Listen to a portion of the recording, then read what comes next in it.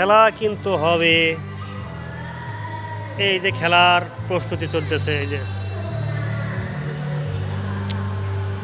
ইতিমধ্যে লাইট লুট জ্বালায় ফেলাইছে। খেলোয়াড়রা এখনো মাঠে এসে পৌঁছে নাই। খেলা দেখতে দেখতে দর্শকরা ক্লান্ত হলেও খেলোয়াড়রা কিন্তু ক্লান্ত হয় না। বিকেলে এক গ্রুপের খেলা হয়েছে, আবার এখন এক গ্রুপের খেলা আছে।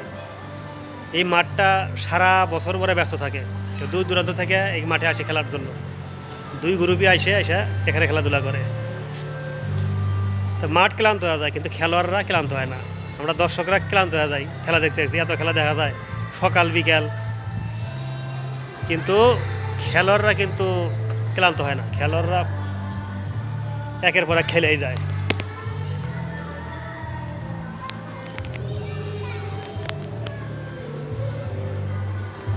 স্টেডিয়ামে মাত্র আমি একলাই, আর কেউ নাই।